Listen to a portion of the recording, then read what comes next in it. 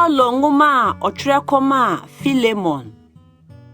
Paulo, Kristo Yesu deduani, ni onua Timoteo de koma Philemon, ye ntofo ni ye yonku dwumayoni, ni onua ba Apia, ni Akipo, ye yonku sraani, ni asafo ewo ufie, adom ni asumdue efiri eje Nyankopon, ni Awurade Yesu Kristo nkamo.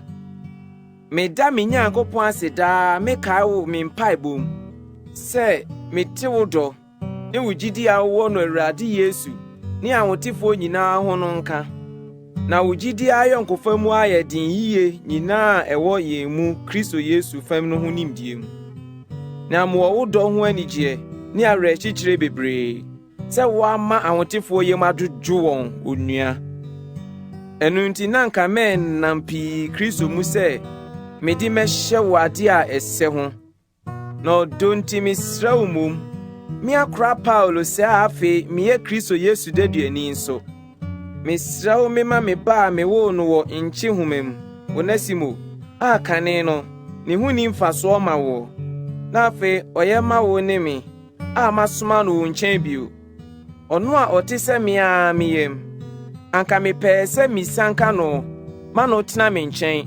Na wasiwa na mu asome. Asempa nchi humanum.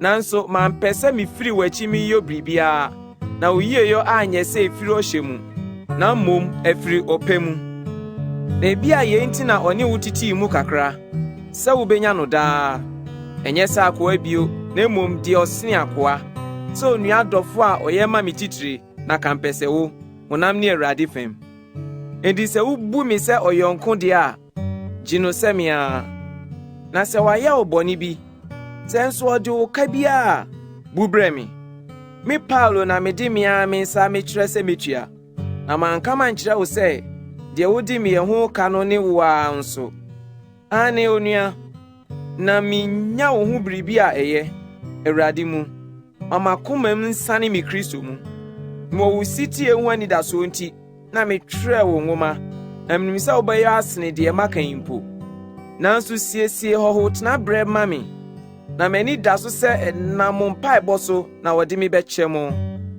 Epafra, me yonku deduani wo Kristo Yesu mu. Marko, Aristarko, Dema ni Luka, me yonku no madwumayɛfoɔ kyiakyia wo. Awurade Yesu Kristo adom nka mo honhom.